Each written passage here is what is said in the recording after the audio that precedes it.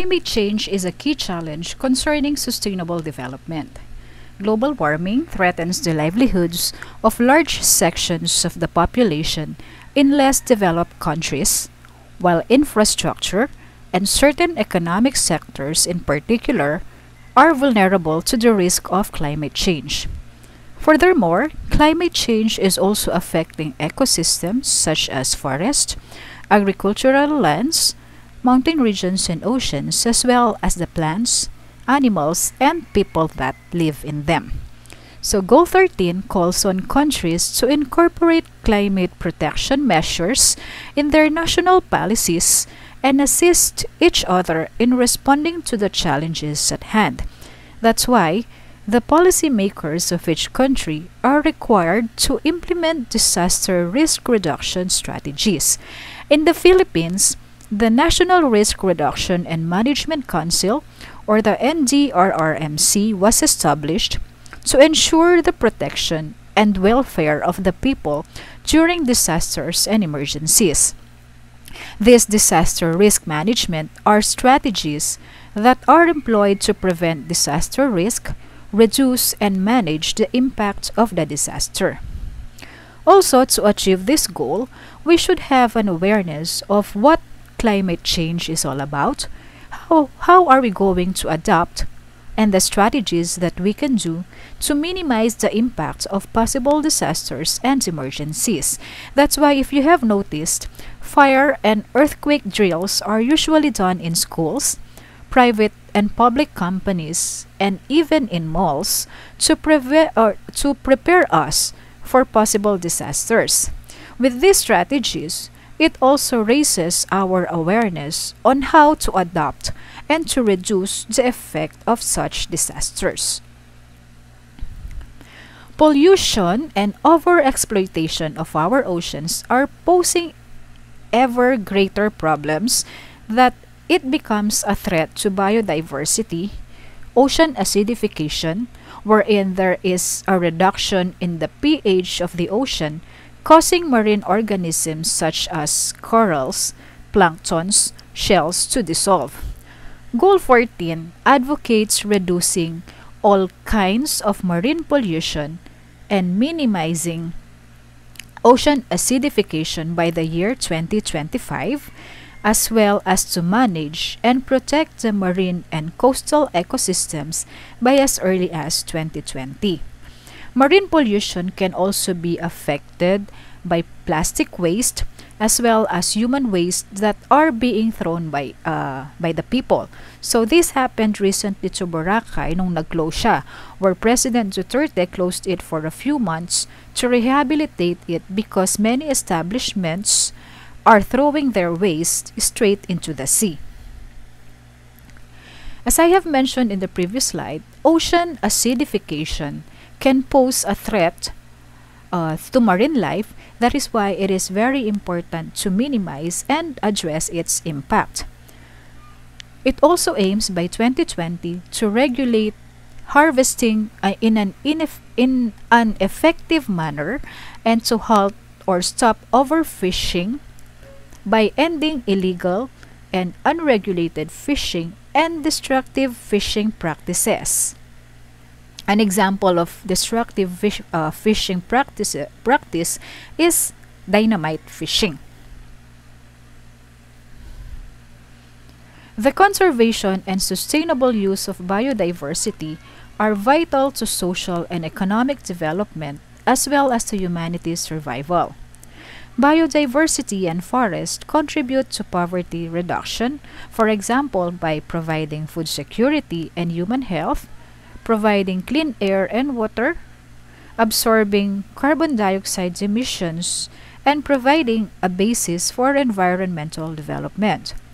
Goal 15 calls for the conservation, restoration, and sustainable use of ecosystems with the aim of stopping deforestation, restoring degraded forest, and substantially increasing reforestation by 2020.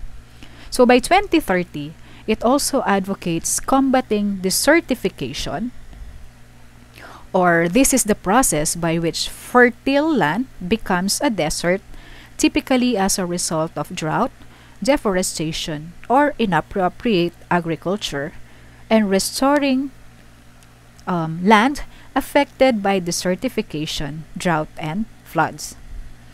Also is to increase afforestation. So afforestation refers to the establishment of forest where previously there have been none or where forests have been missing for a long time. Likewise, by 2030, it is expected that we can combat desertification, restore degraded land and soil, including land affected by desertification, and strive to achieve a land degradation neutral world. It is also expected to ensure the conservation of mountain ecosystems, including their biodiversity, to enhance their capacity to provide benefits that are essential for sustainable development. And likewise, by taking urgent and significant action to reduce the degradation of the natural habitats, stop the loss of diversity, and by 2020, protect and prevent the extinction of threatened species. And lastly, is to take action, an urgent action, to end poaching and trafficking of protected species of flora and fauna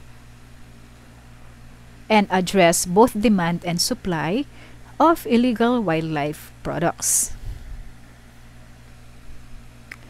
Evidence shows that without peaceful and inclusive communities and effective governance, development cannot be sustainable. For example, conflict-affected countries are the furthest away from achieving the MDGs, whereas in many other countries, the re-establishment of peace and accountable institutions has contributed greatly to achieving the MDGs. So for Goal 16 for 2030, therefore, it aims to promote peaceful and inclusive societies.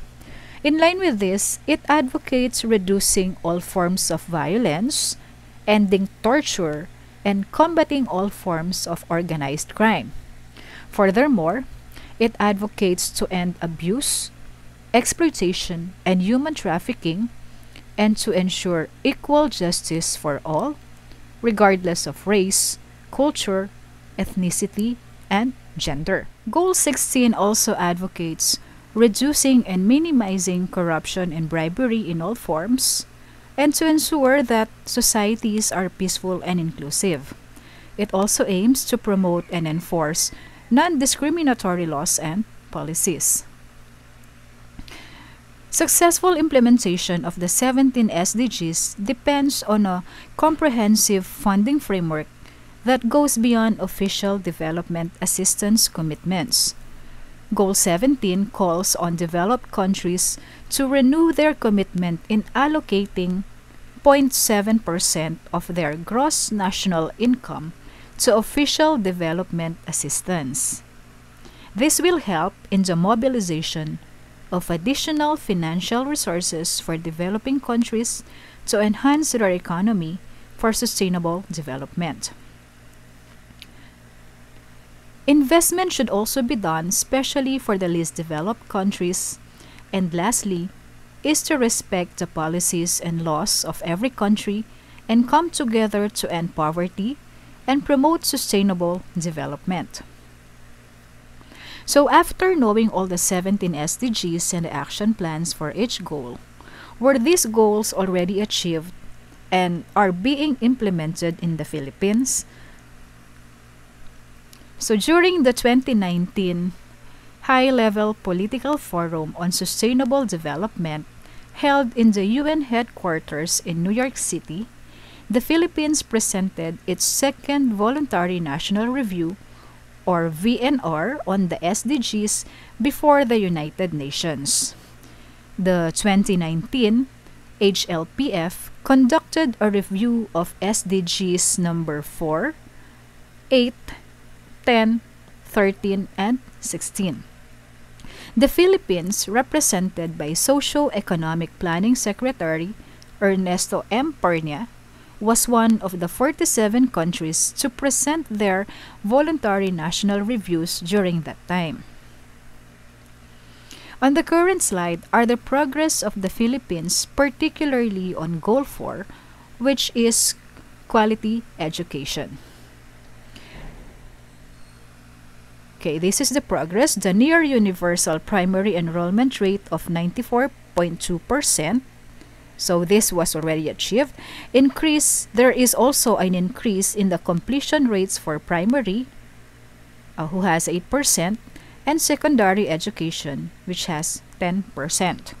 So according to Pernia, the Philippines also showed progress in terms of improving access to education for vulnerable groups.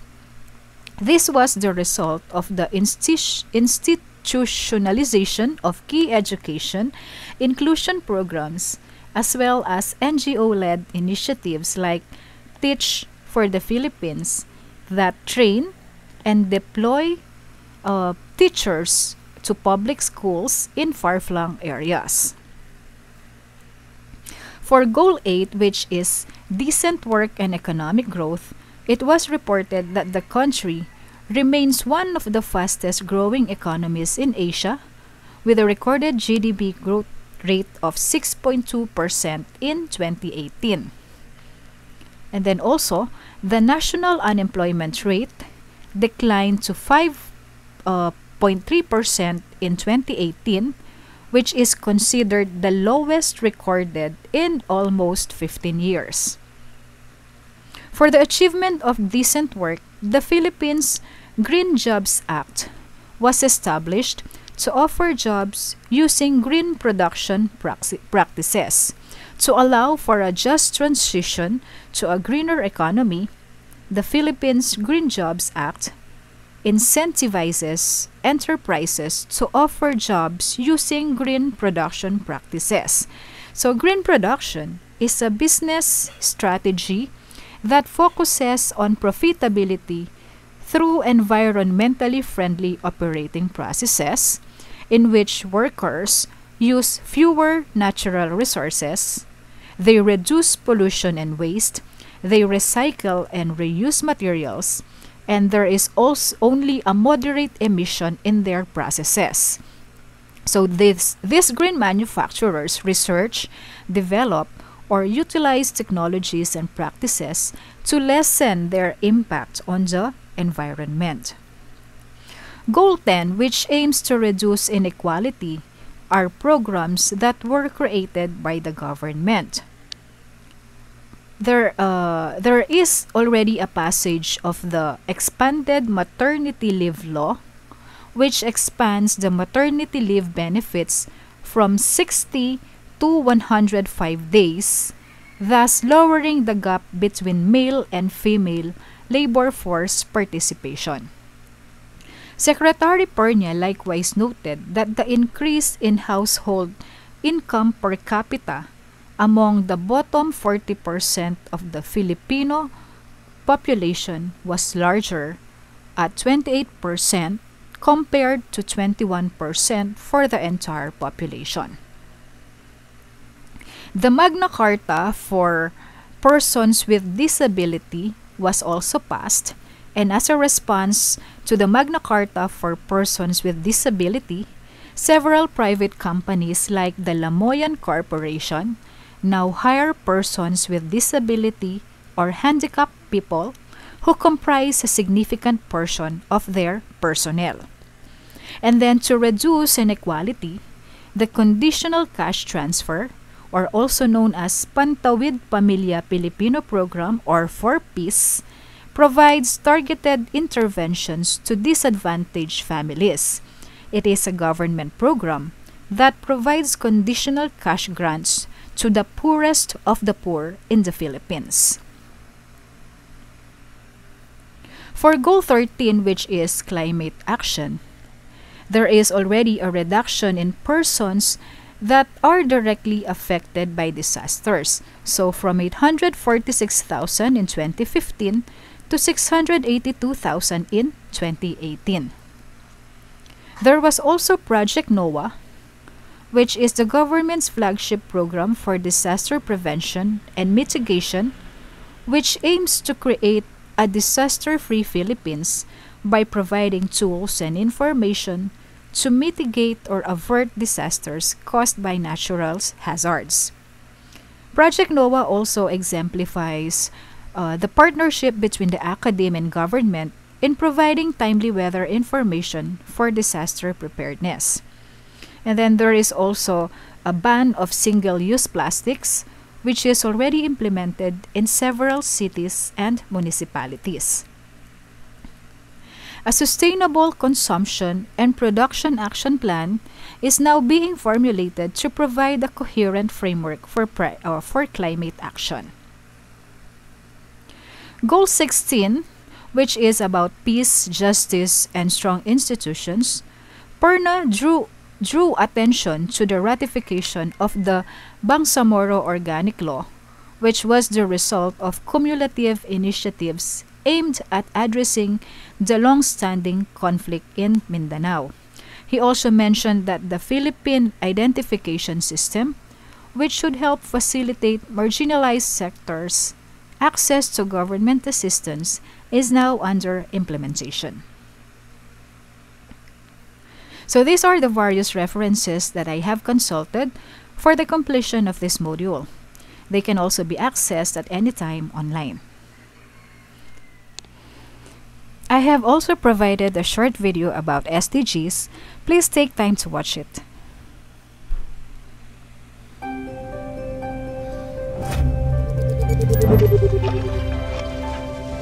Hi guys!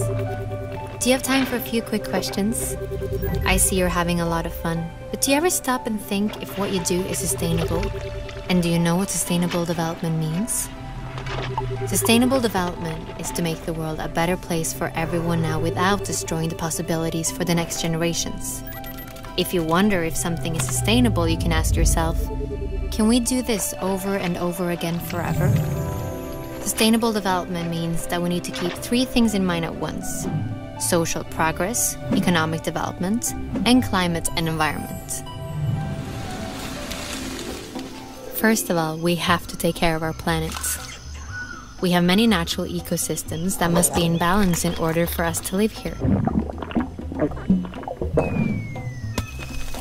The climate system is one of them. This system ensures that the temperature is correct and that the atmosphere emits exactly the right amount of solar energy. When we emit harmful greenhouse gases such as CO2, we clog the atmosphere. This changes the temperatures on Earth, which again affects our development. How we produce and use energy is incredibly important. Oil and coal are examples of energy we may run out of. Water, wind, and sun, however, will always be here. Using the lasting sources of energy that renew themselves is good for the planet and can provide jobs for years to come. Economics. Almost everything we develop, buy, and trade starts with nature.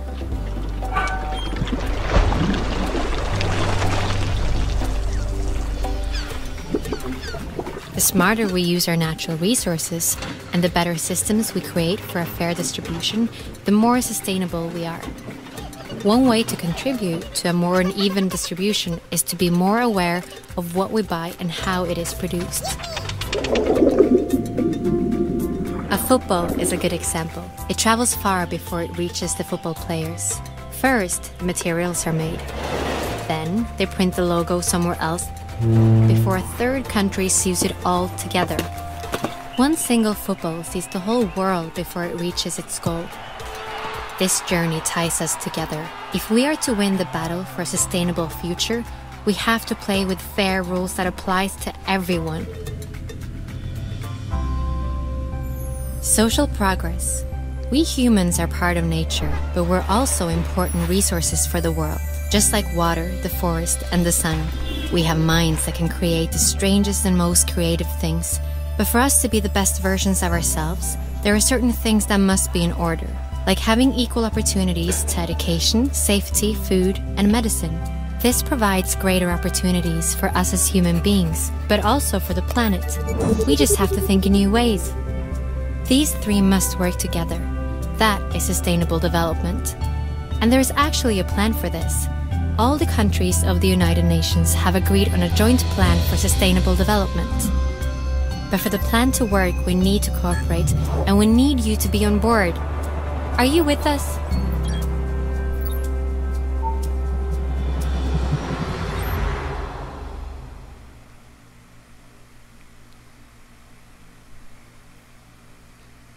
For a quick note on this module, the MDGs and the SDGs were created for the entire world for a better life for everyone, with the action plans and targets for each goal, which are to be implemented and put into action by the government and other sectors. We, as citizens of our country, can also do our part to be able to somehow achieve the goals for sustainable development. It may be small, but these small things can do a lot. As we finish this module tonight, before you go to sleep, try to think of 2 to 3 ways on how you can be able to contribute towards the achievement of these goals. And with this, let us start now in building a brighter future, not just for ourselves, but for the future generation. Before I end this discussion, let me just share with you sustainable development, holding our world in trust for our children. Let us not think of ourselves this time. Let us think of the future, what the future holds for us, especially for our children. Let us start being an instrument of change for the better. Thank you and have a great day.